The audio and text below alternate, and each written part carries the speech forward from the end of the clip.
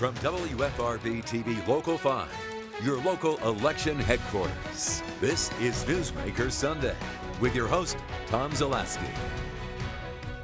Good morning. Welcome to Newsmaker Sunday. I'm Tom Zaleski. The city of Appleton has added a victim services officer. It's a new position within the department. The victim services officer will become a liaison between the crime victim and the court system.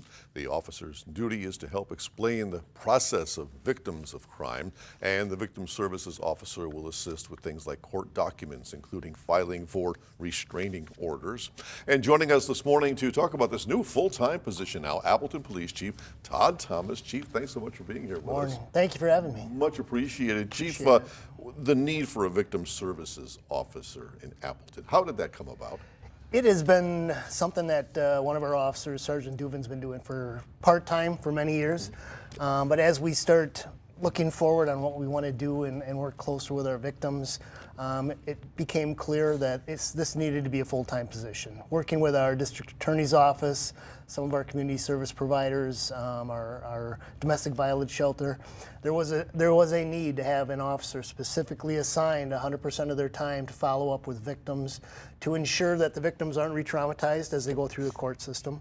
That is one of the important parts of this position. To do internal training and external training for our staff and for community members on the rights of victims. So it's going to be a really important position, a lot of work, but we're really excited about it. Because first, this was being handled by a detective, right?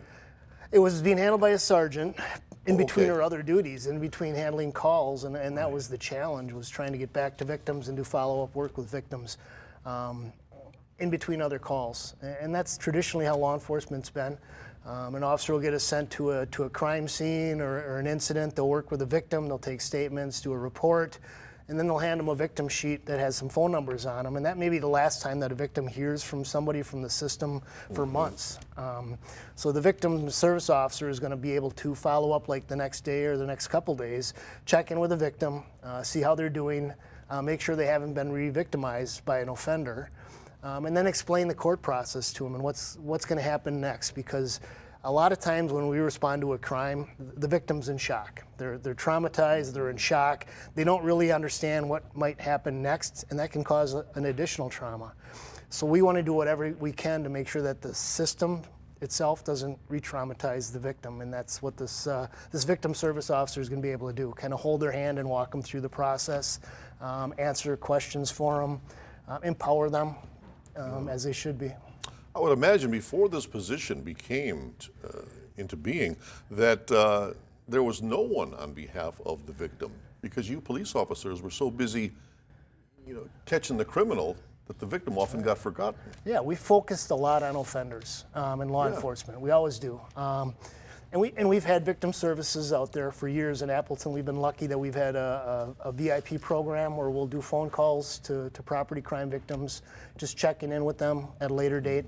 We've got our Fox Cities victim crisis response team that'll come out initially and help at the scene or if there's a death. But our investigators occasionally had time to follow up with victims as they did an investigation, but our patrol officers really, it reminds me of what one of my colleagues used to call ping pong policing. You would just go to a call, you'd handle it, you'd move on to the next call, and then you really didn't have time to look back and work with those other victims, your previous victims. So this is going to be something that we're going to be able to do more regular basis, and the goal, I think, is to ingrain this in the culture across the entire department and just enhance our victim services across the entire department. You have been a frequent guest on our Local 5 Live program, and you've said more than once that when it comes to Appleton, the top crime against victims is domestic violence. Right. Yeah. That's true for Appleton. It is. When you look at our violent crime, and violent crime is classified 4 different crimes: murder, rape, aggravated assault, and robbery. Aggravated assault is by far our most common violent crime, and about 60% of those aggravated assaults are domestic violence. So if we can connect with those victims, follow up with them, hopefully hold the offender accountable, and still provide the victim services with this position. And we're hoping that we're going to reduce the number of assaults and re-victimization of the domestic violence victims. And that's kind of where Sergeant Duvin's been doing a lot of her work in the last several years. She's been a liaison for our Harbor House and working with those victims. So we're expanding what her role is there to many other crimes. Domestic violence, Chief, what's going on out there? Why are we mistreating each other, sometimes violently, and we're mistreating people who we love, or at least once loved? Right. Yeah, it's horrific. It's power and control. It is a violent crime. I would say love has nothing to do with it. And it's something that isn't just in our community, it's nationwide. And we correct it by educating, working with our kids, holding offenders accountable, and doing what we're doing with this victim service officers. Make sure the rights of the victims are just as valuable and just as important as offender rights. I think everybody can probably recite the Miranda, the offender's rights. Not a lot of people know that victims have just as many rights, and that's kind of what this position is going to do, is make sure that those rights are honored. Domestic violence worse since coronavirus, or any difference? Our numbers are about the same, Yeah. but I'm cautiously optimistic about that because we don't know how many are not getting reported, just out of fear. Victims can't leave the house. They can't reach out and contact people like they normally would. Because they're stuck in the house. So that cautiously optimistic that it hasn't gone up, but I just have a concern that maybe there's been underreporting because of the virus. Mm-hmm. I know I'm going to ask this of Sergeant Duvin later on in the program, but when she gets to a scene, what's the first thing she does? Well, it's a good question for her, but I know she introduces herself and she tries to start building a relationship right away, because that's going to be a huge part of not just this victim services officer position, but enhancing our crime victim services across our department is going to be building that relationship so that the victim doesn't feel like they're on their own, understands what's going to happen next, and if they are re-victimized in the future, they're willing to reach back and call us again because they had a good experience with us. And will she be involved in crimes other than domestic violent crimes?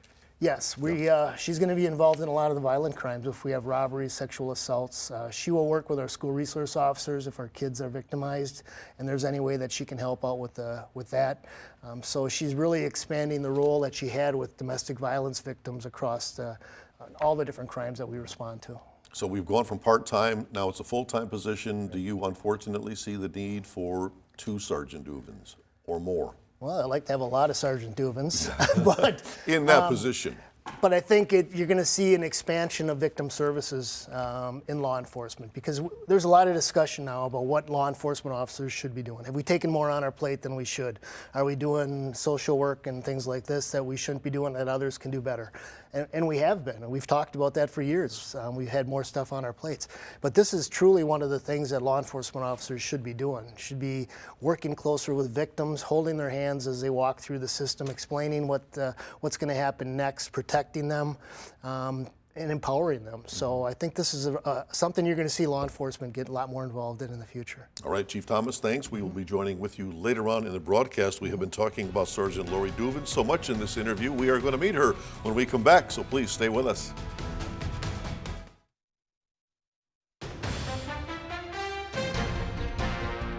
And welcome back to Newsmaker Sunday. Sergeant Lori Duvin joins us now. She is the newly appointed Victim Services Officer with the Appleton Police Department. Sergeant, thanks so much for joining us. Much appreciated. When did you realize that this job was more than a part-time job, that it needed to be full-time? I started doing this type of work along with my patrol duties in 2016. So as things started progressing over the years, I became more and more involved in the cases that I was working or looking to do some follow-ups in cases other officers were working. Mm-hmm. And I realized that there's a lot more that we could be doing, that maybe we should be doing, with the ultimate goal of eventually getting that done. And luckily, the department here has been super supportive. Yeah, did you get to the point where one day you just had to go to the chief and say, we need to do something here? Actually, I was on modified duty from an injury at work. So during that time, I was taken off of patrol to do some inside work. And it was about 10 months that I was off of the road, I was able to really focus on working with those victims more closely, working with our district attorney's offices, our other advocates within the city, to see about connecting people and doing those follow-ups. So coming off of that modified duty assignment, I kind of said, guys, I think that we're really missing out here. I think somebody needs to pick up, especially where I've been leaving off. So they said, okay, go look into it and let's see what we can get done. Something I just talked about with the chief. What's the first thing that you do when you get to the scene of a crime, a violent crime? Listen. Listen. Listen. Yeah. What do they say to you? Well, I'm not there to put words in a victim's mouth. I'm there to meet them where they're at currently. Sometimes they're not in a place where they want to speak with law enforcement very much. Sometimes it's a matter of, it might be a short discussion then and leave the door open for them to let us contact them again and get more information. But I think the biggest part is really truly meeting that victim where they are, whether they're ready to report, what they're ready to disclose to us. It's really up to them and giving them the power back. How do you train for this? Nobody knows, at least, a normal person knows how to speak to a person who has just been victimized. Unfortunately, I've been around a lot of victims. In the past 17 years, I've been working with Appleton or for Appleton. I've had the opportunity to work with victims, whether it's on normal calls for service or extra duties that there are. I've sought out the training. I've sought out trainings put on by the Department of Justice on how to work better with victims, how to connect victims with services, how to better my investigations so that I'm doing a better job for the victims. And then, quite honestly, sometimes it's going back and speaking with that victim to say, how could we have done better? You know, what can we improve on? And that feedback also helps us moving forward. So a lot of your training is just what you've seen for 17 years. Correct. Do you see this as the future of law enforcement? Absolutely. Yeah. I think this is something that really should be more ingrained within officers across the board. I think all officers end up with a specialty of some sort. Some do more drug investigations, some more traffic enforcement. But when it comes to victims, I mean, we wouldn't have a job unless there were victims out there. Yeah. So that's really what we all signed up for initially. And going back to that foundation, that foundational work with our victims, so that they trust us more, so that they're willing to come to us, so that they're willing to work with us. And comfortable is a big part of that. Any advice you would have for a person who is a victim of violent crime or who may find themselves as a victim? Reach out. Reach out to somebody that you trust. Get some kind of a network around you of people. It doesn't have to be law enforcement. It could be your local domestic violence service provider, some place that's completely confidential, maybe if you're not ready or in a place where you're wanting to speak with law enforcement. Through these collaborations, I now have other agencies that are working with victims who know my name, and they will say to a victim, you can reach out to her when you're ready.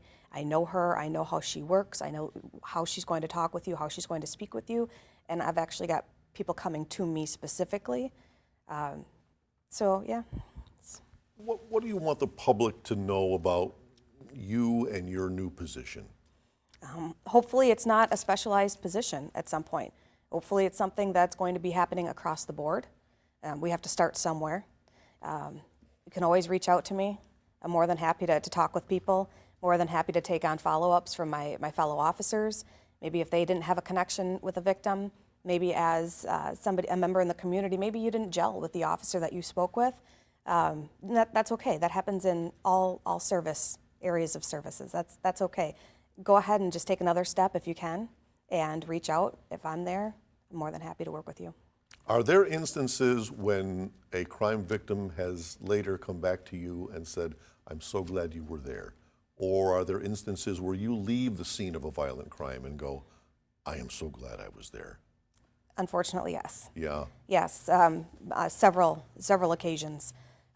There's one in particular that really sticks out in my mind because I was able to work with, in this case it was a domestic violence victim, work with her a lot more closely because I was on that modified duty that I was on. So I took her initial report as a patrol officer. I sat with her at the hospital for several hours and then stayed on that case. That turned out to have her starting to come back about every 2 weeks, sometimes disclosing more and more information to me. Got her connected to legal advocacies at our local domestic violence service provider in Appleton, Harbor House. In turn, she was able to get a 10-year injunction restraining order, which you don't always see very often. I was able to make court appearances with her and actually be there at his sentencing as well. So seeing that from beginning to end, to this day, she still calls me. She leaves me voicemails just to check in, to see how things are going. She moved away from the area. But it's those reasons. It's those things that end up working out along the way. So even with the horrible things that you sometimes are faced with, there is some job satisfaction here that you... There is, but it's the satisfaction that hopefully they are getting. It's that closure, hopefully, that my victims and survivors are getting in the end. Yeah. Sergeant Lori Duvin, thanks so very much. Best of luck with this new full-time position now. Thank you. We are back with Chief Todd Thomas right after this, so please stay with us.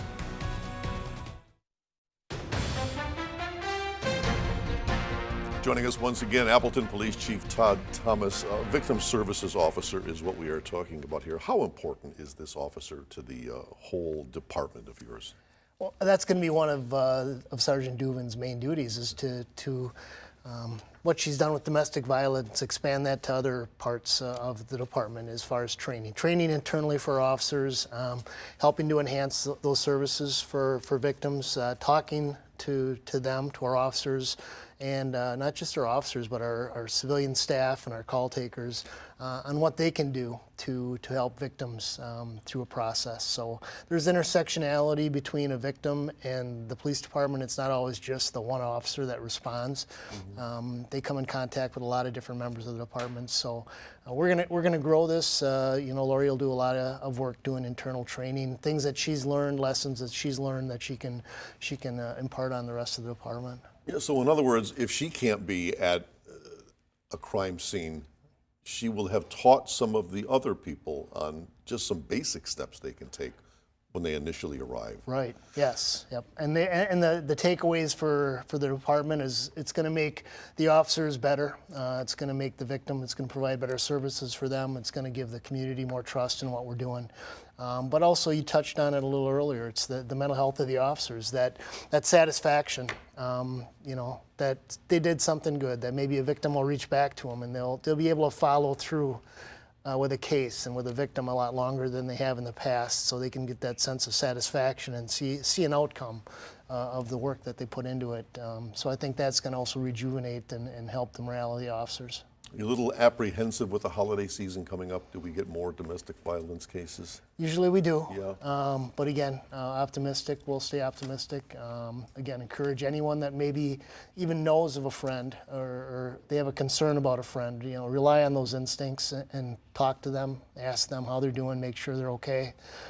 Usually your instincts are correct. And if you need to call us, just call us. We'll do whatever we can to try to help out. Yeah, a person doesn't necessarily need to be the victim of a violent crime before they contact someone like Sergeant Duvin. Right, absolutely. A lot of our calls come from second or third parties, people that they know something's going wrong or something's going on or somebody may be victimized, but the victim themselves aren't feeling empowered or comfortable or safe to come forward. So a friend or a relative will call us and notify us. So if you feel like something like that is happening to one of your friends or relatives, don't hesitate. Talk to them. If they won't talk to you about it, call us and talk to us about it. Appleton Police Chief Todd Thomas, thanks so much for being with us. Sergeant Lori Duvin, also much appreciated for her being with us this morning, new Victim Services Officer with the Appleton Police Department. And if you have a newsmaker in your town who you think we should have on this program, let us know about it. You can send us an email at tips@wearegreenbay.com, or you can message us on Facebook. And be sure to join us once again Sunday morning at 7:30. Until then, have a great day.